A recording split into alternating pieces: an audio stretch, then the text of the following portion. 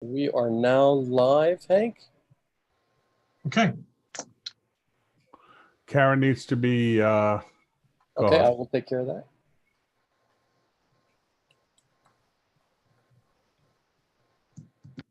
Ready for me to begin? We are. Okay. Good evening, everyone. My name is Hank Lynch, and I have the privilege to serve Reston Association as its CEO. And this is our October 15th board member at large member listening session. And I also have the privilege to introduce 4 of our at large board members. Joining us this evening are Ben Iyer, Tom Mulcairn, Bob Petrine, who's also our board treasurer, and Sarah Salvara de Souza. Sarah, if I messed up your name, I apologize. I'm from the Eastern Shore of Maryland and I have an accent, so I apologize. Also, I think we may have a few other board members with us. I see Karen Anton, who is our vice president. Hi, Karen. Are any other board members with us this evening? Okay, we also, I believe, have several staff members. We have Mike Leone, who's in charge of communications, marketing, and member services. I believe we also have Larry Butler, who's our chief operating officer. And we have Cam Adams, who is in overseas and is our new director of covenants. If I missed anyone else? Okay. Well, tonight is the 5th and final members listening session, which we have been conducting since early September. Tonight is about listening to all of our members. We're in the throes of our budgeting process, so we really want to hear from you what's important to you, get your comments about what we're doing well, where we can improve. But because this is a Zoom platform, we also have several tips to help facilitate the meeting and keep it running smoothly. First, if you would like to speak, please use the raise hand button on your Zoom console to be acknowledged. If you don't wish to speak, you can also type your questions into the chat box, and we do have a moderator who will be reading these questions and help get responses to your questions. For time consideration and to ensure that all members have an opportunity to speak, please limit your comments or questions to no more than 3 minutes. And if you have additional comments or questions, please hold them until others have had an opportunity to ask their questions before speaking again. With that, I'm going to turn it over to Mike Leone, who's RA's Communication, Marketing, and Member Services Director, who's going to be facilitating the rest of the meeting. So thank you, and I'm glad you're all here this evening. Mike? Thanks very much, Hank. So at this time, if any of you participated in some of the individual district listening sessions, we spent a few minutes at the start of each of those meetings providing a business update. For tonight's listening session, we're going to open it right up to member comments and questions. So at this point, I welcome you if you've got a question for any of our at-large members, or if you'd like to make a comment, you can start doing so now. Simply use the raise hand button at the bottom of your Zoom console, and we'll look to see if there are any questions to start off the session.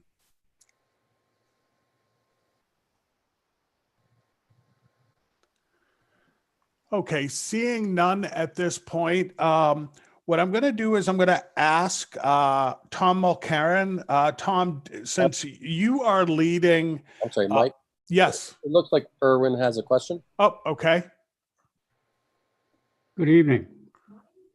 My name is Erwin Flashman. I live at 1327 Buttermilk Lane. I see that there are 4 board members, maybe 5, I guess 5. 5 board members here, and I'm somewhat surprised that the other 4 members are not present, including the president of the association's board. In past at-large meetings for listening sessions, the president has in fact chaired the sessions. And all of the board members, or most of the board members, have attended. So that's a bit of a disappointment.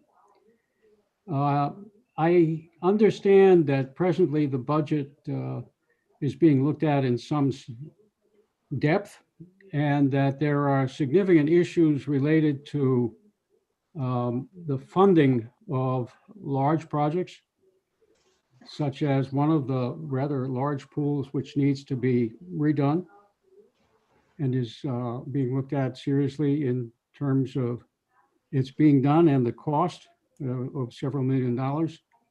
And that there may be a need to fund it out of a loan rather than doing it out of the reserve fund, because it would cause the reserve fund to dip below the minimum levels required.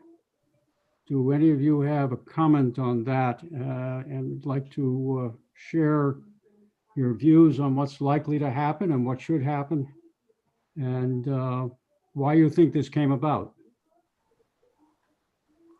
Well, as treasurer, let me lead off and say that we are looking at the Lake Thoreau pool in the context of the entire portfolio of assets that RA owns and maintains. It happens because of the age of Reston, the time at which the pools were first developed and opened, and time passing, that we are at the beginning of a period where a major number of the pools, major meaning 5 within the next 5 to 7 years, and the remainder into the 2030 decade, will have to be, if RA chooses to maintain those pools, and I'm not saying that they are or are not, but should they decide to maintain those pools, what we're attempting to do is look forward on a 3 to 5 year basis to make sure that we have adequate funds to do the renovations, as well as have adequate reserves available to do all of the other maintenance that we have to do on our portfolio of assets. One of those mechanisms will be, and as proposed by Director Mooney, was to look at financing a portion of the cash needs, so that, as John would say, we are socializing the cost over a longer period of time, as opposed to the way that we have traditionally funded repairs, which is to do it on a pay-as-you-go individual project basis. Because of the number of renovations that we are facing, this is going to strain the reserves. And having been a treasurer of a much smaller organization faced with the same problem, you can say in retrospect, we should have raised the assessments long ago at moderate levels, and we would have been awash with cash in order to do the renovations that are required now. But we're not. We like everyone else are looking at a situation where a couple of the biggest projects, specifically the Lake Thoreau project, is going to be the largest single project that RA has undertaken, and it will dent the reserve. So we're not we're acknowledging that we're stepping off into a different environment. And we're looking at different ways to address that environment and provide a good value for the assessments that we charge our members. Before we move on, can I just recognize that our board president, Julie Bitzer, has joined the meeting. Thank you for being here, Julie. Thank you. Sorry I'm late. Had to take the dogs out. I know that's a fairly general answer, but right now we are operating on what Chris Shoemaker and Larry Butler would call a rough order of magnitude on the cost of the pool. And we could see that move as much as 25% up or down. We would hope that it would be 25% less than we're projecting. If you've had a chance to walk the site, it is a challenging site because it slopes into Lake Thoreau, towards Lake Thoreau. And one of the challenges that we had with the integrity of the pool was that the retaining wall, which is composed of railroad ties, has begun to fail. So in order to bring the retaining wall up to code, to bring the number of parking slots up to code, to address the issue of ADA requirements, which did not exist at the time that the pool was originally commissioned, that has raised the price.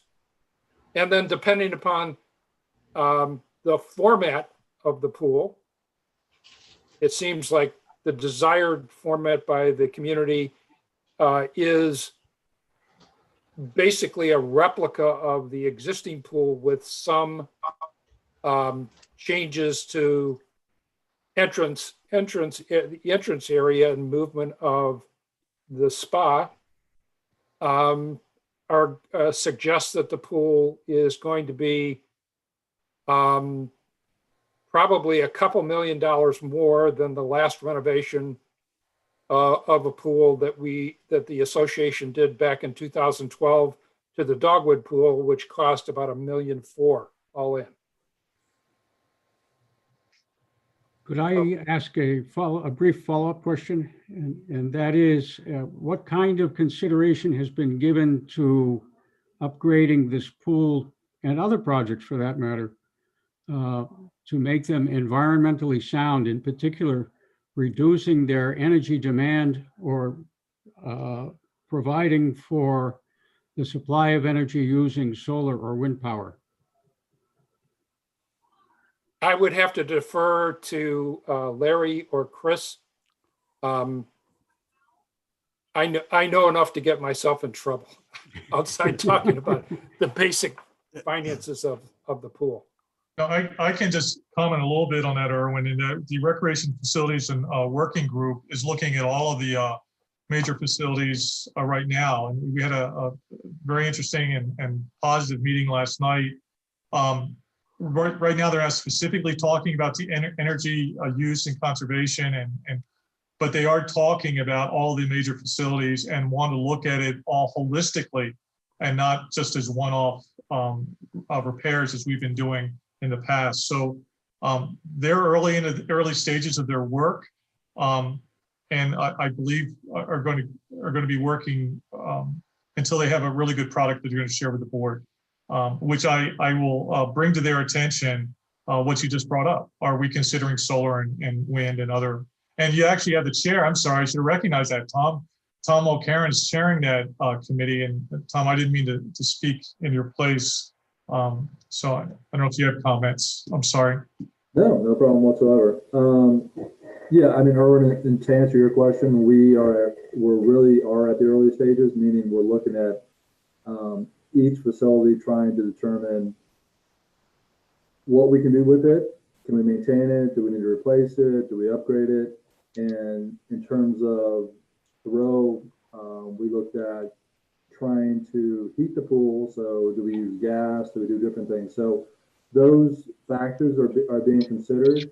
I'm not sure from a solar standpoint in terms of that space with the trees, how well it would be, but we are looking at all the options. Okay, I'm delighted to hear that. I wonder whether the Environmental Advisory Committee is being consulted with regard to these aspects, and I think it should be. I knew you were coming to me, Erwin. I don't think, not yet, but I'm sure that's something they'll be happy to help on. And they've been working with Hank, I guess, with the lakes. They've been pretty productive in supporting us with, Doug and his team. So I'm sure they will be happy to. And I will bring it up. Very good. The other aspect of this is while they're working on an overall approach for all of the facilities, it seems to me that the Thoreau pool will move ahead faster than this report may be able to be incorporated into the preparation for the Thoreau pool. And so perhaps there should be a direct consideration of these issues in looking at the Thoreau pool now without waiting for the report from Tom's committee, because it will be a lot easier to incorporate whatever changes may be appropriate in this respect now than it will be 6 months from now. Erwin, one of the things I know that we had to deal with in just at least the conceptual stage on the Lake Thoreau pool was stormwater management, and certainly the impact on the lake in both building it and taking into consideration the changes that have come forth since the pool was built.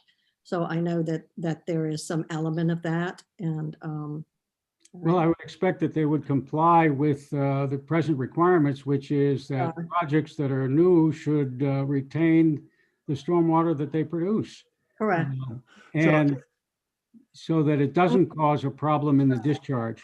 Yeah, and so that would come into the next phase, I believe, in the engineering phase. We're just at conceptual.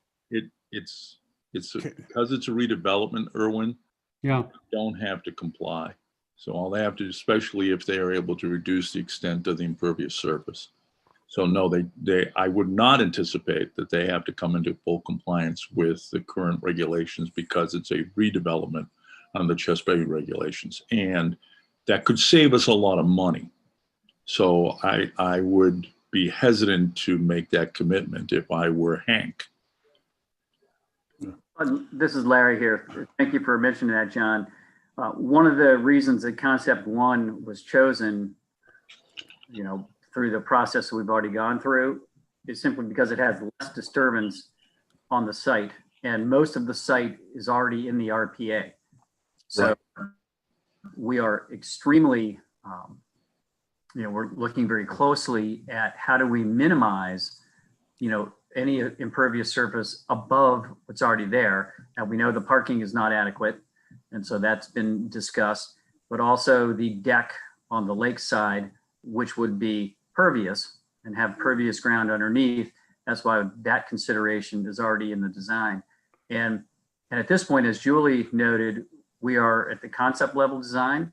And when and if the board makes the decision to fully go forward with a project, when we get into actual architecture and engineering and actual site development plans, those things that you have mentioned will absolutely be considered. We'll have to because of county code. And the other thing I would just say is that with a 40-year-old facility, anything we put in now, whether it's the pool pumps, if heaters ultimately are a consideration, everything like that will be, modern up to code, which right now, they're not LED lights and things like that. So there's a lot that's going to happen at that facility that will automatically make it much more efficient than it currently is. Do we have any other questions at this point? Same topic or a different topic? Yeah, I have a couple of questions, and I want to really focus, Larry, if you could help me on this. This conversation about facility evaluation, I'm either having deja vu or maybe a hallucination, but it seems to me that I sat through when I was on PPAC, what is it, Parks and Planning Advisory Committee, that we did this already. We did this about 5 years ago, to the point that we had all of the capital renewals phased out in time. We had a timeline, and we laid it all the way out. And we laid it all the way out for like 20 or 30 years. I don't know that we need to reinvent the wheel on this subject because it's already been done. And I would certainly hope that that information could be dug out and shared with whomever we're asking to study it again. Because my observation in living here for 34 years is we study things incessantly and rarely, if anything, actually do something. But there's no need to spend a whole lot of time laying out a capital improvement program. We did it. It got screwed up by Lake House because that took a whole lot of money that was otherwise going to be held onto for Lake Thoreau Pool as one example, but there were several others. So Larry, do you still have that we did 5 years ago? We spent many hours at the board level massaging that capital budget program multi-year. We certainly have it. And, I think it was a few years before that. It was more than 5 years ago, but it was a good point, John. No, it was Larry, I'm sorry, but it was after I ran for the board 8 years ago. So it was 2 or 3 years after that. I ran for the board 8 years ago, and then it was a couple of years later that we came up with this multi-year, probably a decade, phasing of capital budget. Right. So the situation that we're in now is that the facilities that I think Bob mentioned earlier in his comments, we have, they were given to us by either Gulf Reston or Mobile, and we took on a lot of facilities at about the same time. And Lake Thoreau is a perfect example of that. That's a 40-year-old facility. And we have several other facilities that are coming down the pike now. And, as Chris and I were actually discussing earlier, we're looking at, what's the 2021 budget going to look like for capital? And then we have to take a really deep dive in concert with what the Recreation Facilities Working Group is doing on those upcoming facilities. Because as Bob said, there's, 5, I think there's actually 8 of them in the next 10 years that, at least based upon their age and, general condition and with the reserve study, are due for some major renovation. And so, really so the question has come back up again, John, as to, do we have the right number of facilities? Do we have the right types of facilities? And is it sustainable financially over the long term? Well, we did this. I mean, it's frustrating that we keep having to do stuff over again. We did that. We talked about, we even had in there replacing the inlet structures on each of the lakes and replace and a reserve for dams. And then we set the contribution to the reserve fund in anticipation that we would have enough money in the reserve fund for the capital expenses not to be a major impact on assessment. So I'm really confused as to why, what has happened and we knew those facilities were going to be 40 years old in 2020. There was no surprise there. And so I really think we need to get that study back out, take a look at it, and incorporate it into whatever deliberations the board is doing on this point. I don't need to go back and forth with you on it. I'm just surprised that we're doing it yet again. I want to move on to 2 other topics.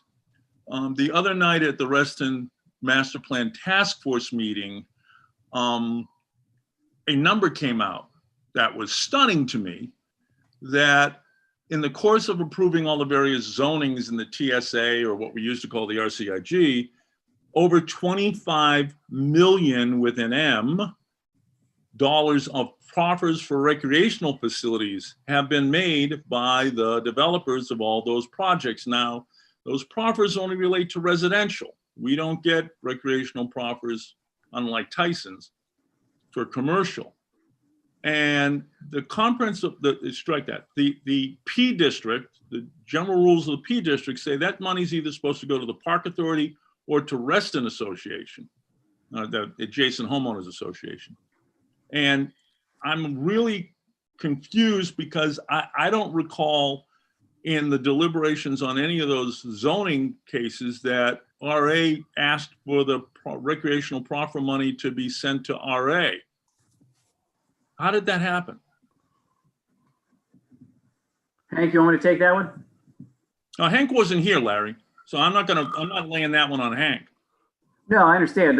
My point, so we have been in conversations with virtually every developer that has come to town. And I will say that prior to the new supervisor taking seat, we were kind of an afterthought, but we had conversations. We had some, that would be a great thing for us to do. I'm not going to call out certain developers or people or anything. But it was up to the supervisor and RA to get that money to go to RA. Right. And I had developers tell me that the supervisor, they had money coming to RA, and then the supervisor told them to redirect it to the park authority. So I'm trying to understand, out of all of those projects, how many times did RA put in a comment saying, hey, give us the proffer money because we need to use it for, as an example, Lake Thoreau Pool. Almost every development, John. Okay, so there's a letter that I'll find in the zoning file from RA asking for the proffer money. No, these were conversations. We had meetings with almost every developer that has come forward in the TSA. Okay, but we didn't document that request with a letter to the supervisor or to the planning commissioner. In a couple instances we did, yes. Yeah, but in most of them we didn't. That's correct. Okay, so let me ask the other question. The comprehensive plan specifically says that all multifamily housing in the TSA should either join the Reston Town Center or join Reston Association. Specific language, page 8, I can show you where it is. How many times did RA send a letter to either the planning commission or the supervisor reminding them of that provision? Because obviously, now, if we got all the multifamily that is going to be built in the TSA to join RA, that'd be a lot of money we could use toward replacing Lake Thoreau. So I'm trying to get a handle. How many times did we make that or remind the powers that be that the multifamily is supposed to come into RA? Again, John, it was done many, many times. In writing? Not necessarily documented. No. I'll just be real frank here. We were brushed off by the former supervisor multiple times.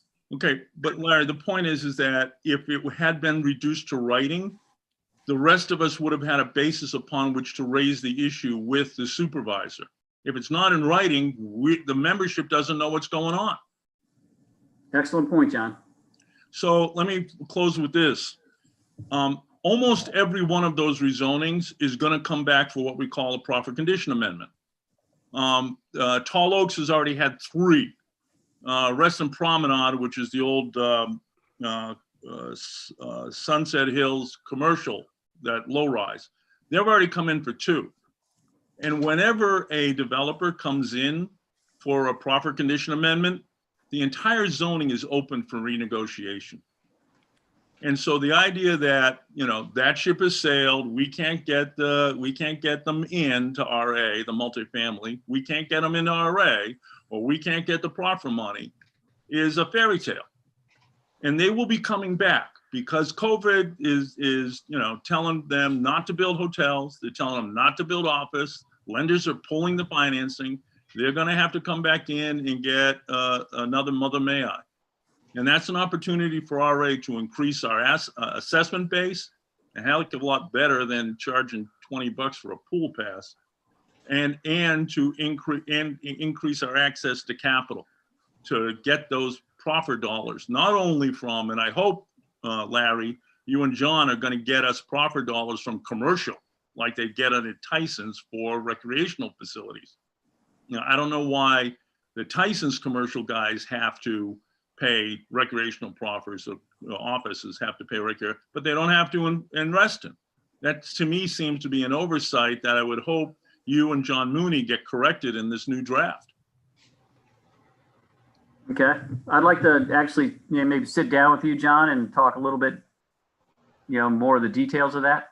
Sure, you know how to reach me. I do. Yep. Larry, I have a question.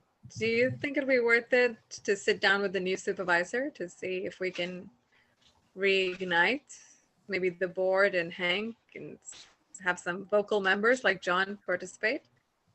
Under Julie's leadership, we've already started that process. We have a scheduled meeting every month. So we've met several times and we brought this issue up during our most recent meeting. What was the response, Hank? Excuse me?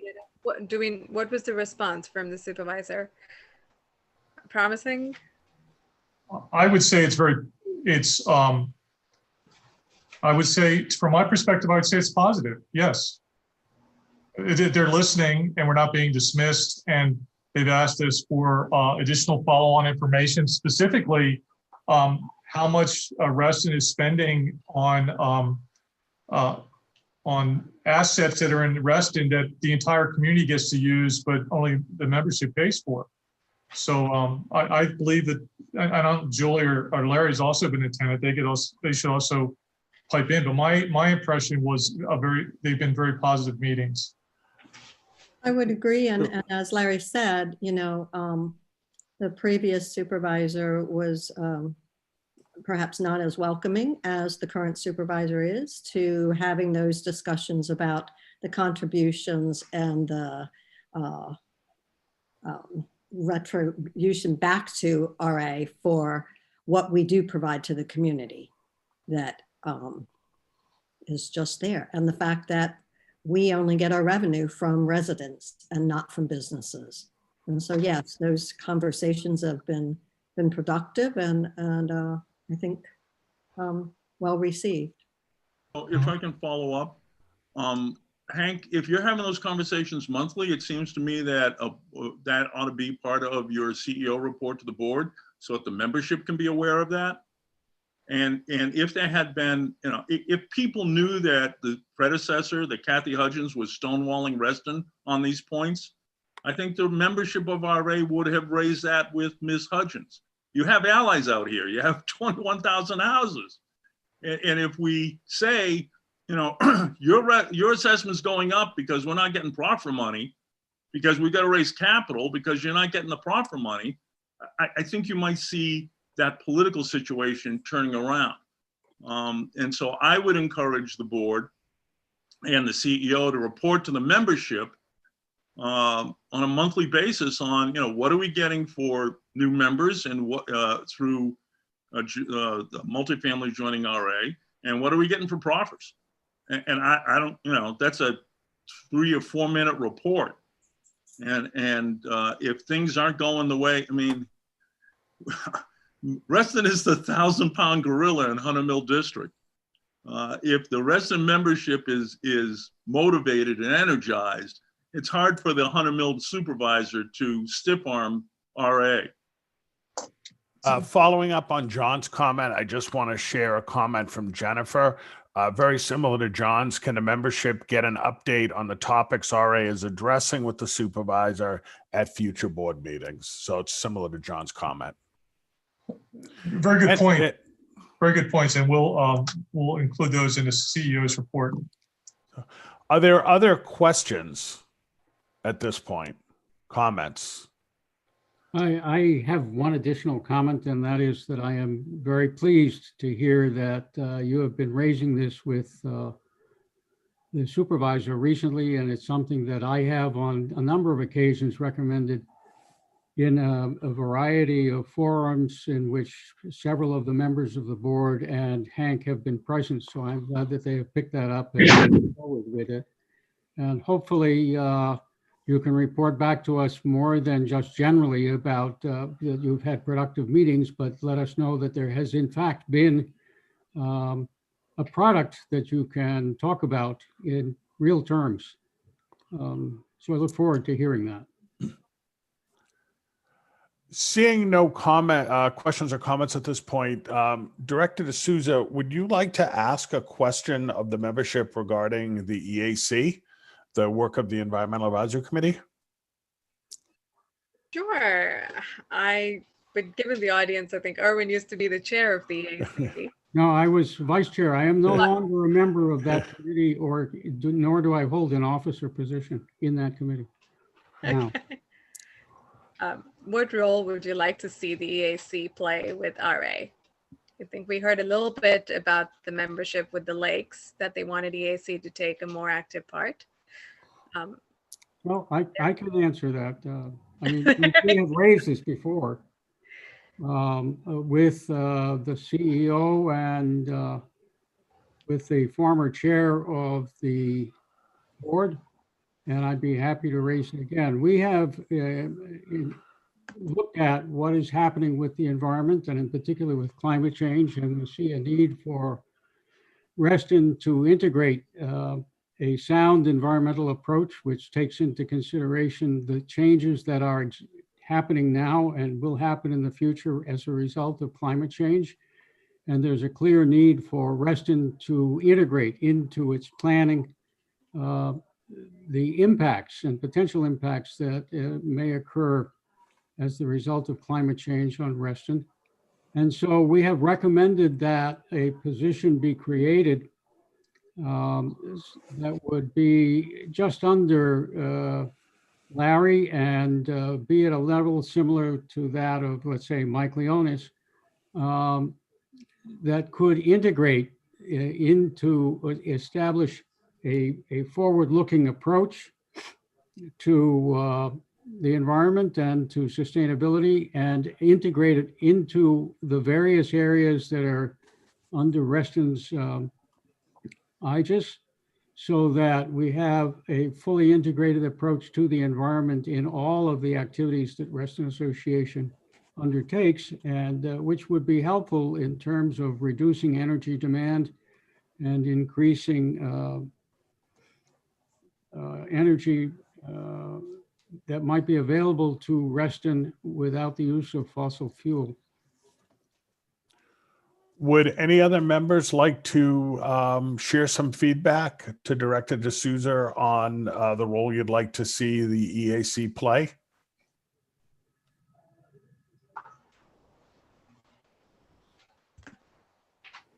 Okay, hearing none. Bob, would you like to ask some questions about the impact of COVID on RA's 2020 operations? I can make some statements about it. I think that everybody has seen the impact, both organizationally and in their personal lives, that the level of activity, particularly RA's summer programs, access to the pools and tennis courts, has been severely limited this year. And I think that the uncertainty that still surrounds when, and I hate to even call it return to normal, but a return to some semblance of normalcy, when that will occur, has been built into the assumptions around the 2021 budget. And it's maybe might ask, our two learned colleagues who have joined us this evening, their perspectives on the likelihood of two of the biggest summer programs, both the summer camps and pool openings, what they might project things would look like come May and June of 2021. In other words, would we have camps, and would we open the pools on time? Any thoughts, gentlemen? Larry or Hank? Yeah, right now we are we're like everyone else. We're watching what's going on in the news. We're trying to follow what's happening with the vaccine and all of that. So it's like all of us, we're optimistic, but not hopeful. We are definitely planning at this point in time, like we did last year before COVID hit, to open camps and pools on time. That's the strategy and the plan.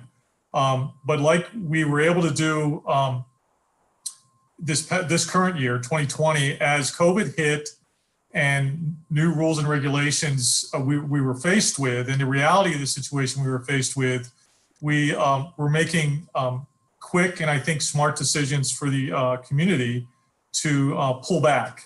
And that's what our plan is right now. We are being optimistic that we're going to have our camps open on time, have the pools open on time. But we're also going to be paying very close attention to what's going on in the community, listening to, both the state, the county, and other agencies, other groups like ourselves, and what their plans are.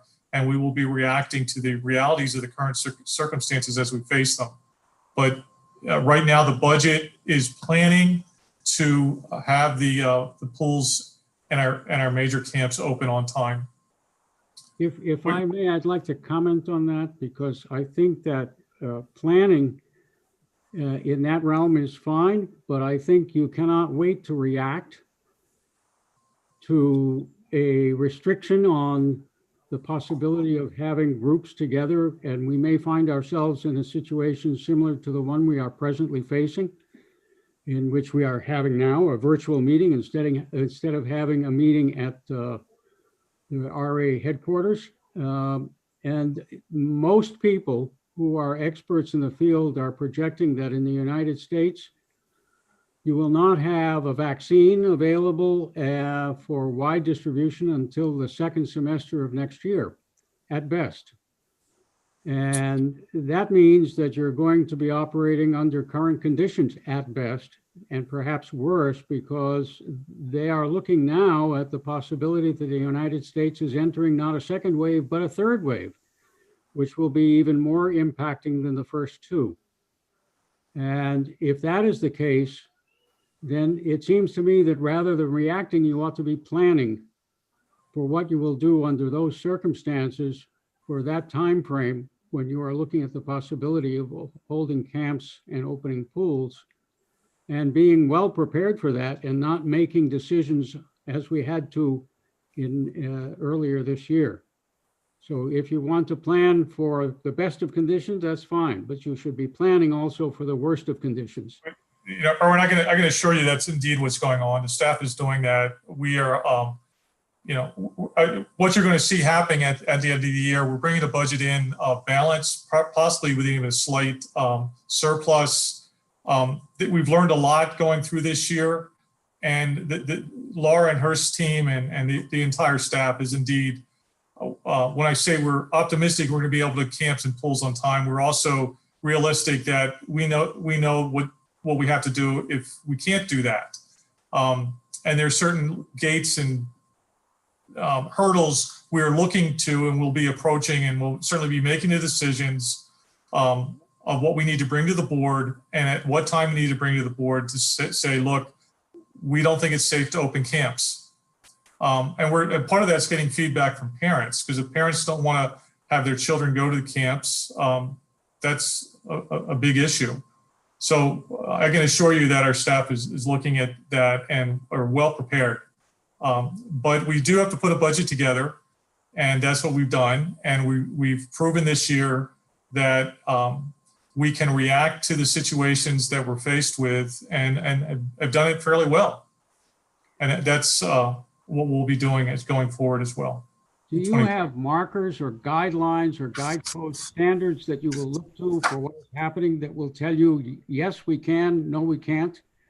Or is this something else? For instance, you now have the schools of Fairfax closed with remote teaching. And they are trying to figure out what's going to happen in the coming months. And they have not yet done it. The school board was meeting, in fact, this evening on that very issue. They have not made decisions, but are there guideposts that you will be using to indicate to you where you might go as you move forward in time, so that you have warnings before it has to be done, and you can take it to the board with time, and there can be a reasoned and carefully thought out response to the circumstances that we find ourselves in?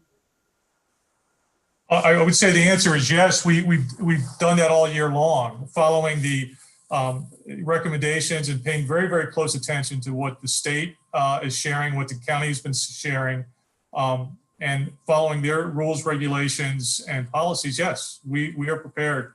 And Laura that's part of her area of responsibility. And yes, they are very prepared to address the gates that we will be approaching, and making sure that we can bring the information to the board, where the board is well aware of what's going on, what staff's recommendations are, and what the board ultimately will be voting on to make a decision on what we stay open or what we don't open.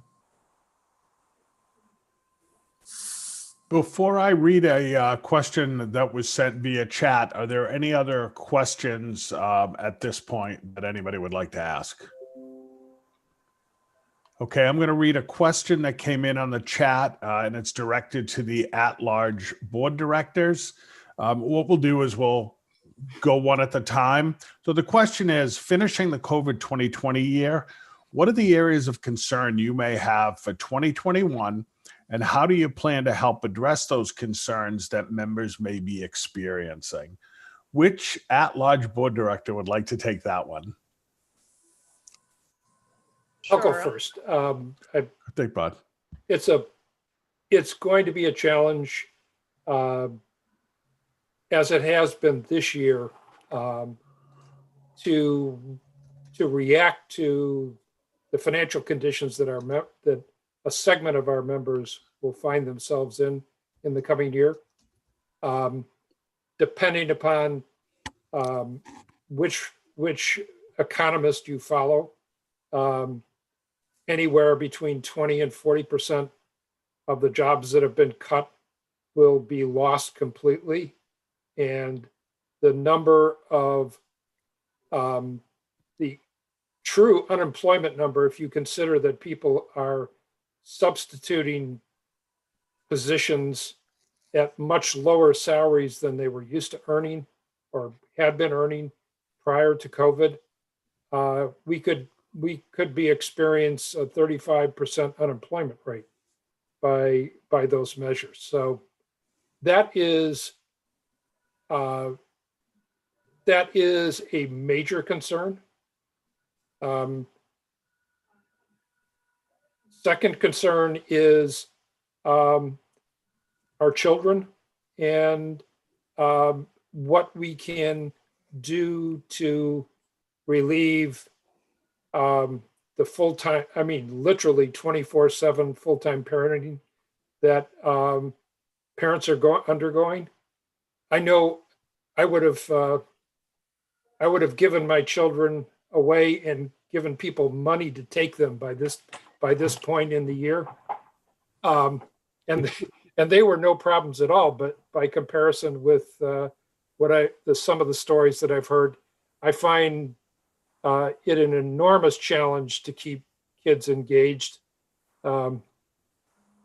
My kids would be outside all the time, and that is it's a very different environment that we live in. So two big things: how do we represent the organization to our memberships in an honest and forthright manner as to financial impact, and then secondly, what might we do to engage with other organizations in the community to keep our kids active and engaged. Thank you, Bob. And safe. If I may, I'd like to ask a further question in regard to the first point that Bob made, which is that you have had a number of people impacted by the loss of employment or reduced employment. And presumably that has impacted the payment of assessments to Reston. And it would, to me, not make any sense to simply go after people by suing them to collect those assessments and the additional charges, because how do you get water out of a stone? If they don't have the money, they don't have the money. So it would seem to me that the most sane approach would be to have meetings with people who are delinquent and to find out what their circumstances are, what their future looks like, and how they and Reston Association can work together to help each other out, not only now, but for the coming year, which is not far away at this point. And so we may see the situation compounded or worse as more and more people are impacted by this in a way that makes their financial lives more difficult. And ours, that is, when I refer to ours, I refer to the associations, because if you have a shortfall from this year and then you have another shortfall for next year, then you are, what may have been a small or reasonable problem may no longer be one. Hank, did you want to respond to that based on 2020 assessments at all? Yeah, based on 2020 assessments, we are seeing just a slight increase. And again, I don't have the spreadsheet in front of me to point that out, but just a slight increase in the number of people that are having challenges paying us. It's just, I don't have the percentage off the top of my head. Those folks do have the opportunities at the beginning of the year when they sign up for assessments to do payment plans, to talk to our staff, to work through payment schedules. If they're running into trouble, they also can chat with the fiscal folks.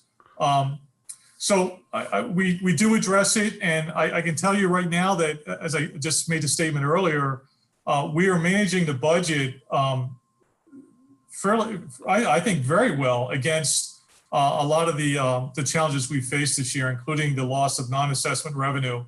But to date, the percentage loss out of above and beyond what we have seen on an average annual basis from folks not being able to meet their assessment commitments has not been that significant. But to Erwin's point going forward, and what Bob pointed out, is if things get tougher and tougher as we go into 2021, we are prepared to negotiate with folks to do what we can to make this as easy as possible for them. I do want to point out that at the beginning of this year, the problem of COVID-19 was not evident. That didn't become really evident until mid-March, when the governor issued his emergency order, and has become more acute with the cessation of the PPP program in July, and also with the cessation of the unemployment assistance of $600 a week from the federal government to people who were unemployed. So it seems that in the last several months, their situation may have become more acute, and they would not have been in a position to request a payment plan because they weren't aware that they were going to be in a problem back in March. And these things have taken place in more recent months and beyond the time for an extension that was granted by Reston Association for the payment of the assessment, which I believe was until, I don't remember, I guess it was till the beginning of April or the end of April, somewhere in April. And thereafter it has been considered to be due and payable. And I am for a second, Mike. Yeah, sure. Go ahead, John. I didn't see Cam when I first logged in. And I wanted to thank him in front of the board members and anybody else who's paying attention for just a tremendous responsiveness that he's given to my cluster. We had a new homeowner come in who had 50, 60-foot white pines right next to his house. And we were all concerned that those white pines would get blown over. and do harm to his family or to the cars that were parked next door. Cam worked with that homeowner and got the DRB approval for them to remove those 40-year-old white pines in record time. It was amazing. I also wanted to thank him because, Julie, you've heard me on this one, the Soapstone Convenience Center. Well, we finally got a date later this month to go in front of the Covenants Committee to try and get that owner to clean up that mess. It's not everything we complained about, but it's better than it was. Only took 10 years. So thank you, Cam. I appreciate all of your efforts. You're off to a great start, at least as far as Colonial Oaks goes. How the rest of Reston Associate thinks about you, I'll leave for them to decide. But from the point of view of our little 32 house cluster, you're doing great. So thank you very much. And I need to ring off and go to another meeting. Oh boy. Thanks, John. Hey, John. Hey, John, before you leave, I do have a quick question. Yep.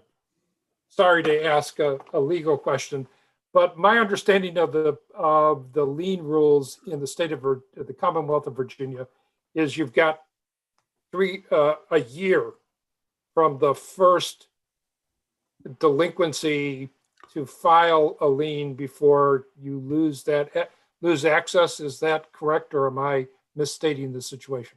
Okay, I'm not counsel to RA. You have an attorney, and I am not going to kibitz on his turf. So fair enough. Let me encourage you to have a conversation with does he go by Tony? Yes. Yeah. So let me encourage you to have a conversation with Tony. I have clusters I represent and condo associations I represent, and I always enjoyed immensely when other attorneys second guess the advice I gave my client. So, John, pardon me if I duck. John, I wanted to tell you that the same great service that you're seeing from Cam and his revigorated team, other clusters and other residents are seeing as well. So yes, we all are so enthusiastic and so supportive and so grateful that we have Cam. So thank you for helping us recognize him publicly. So thank you. Everybody have a good night. You too. Good night.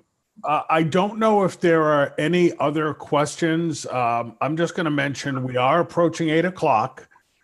We can continue the conversation if there are more questions. I know a number of you are probably interested in catching one of the two presidential town meetings this evening, which I believe begins at 8 o'clock. But if there are questions, we can continue the listening session. Any other comments or questions?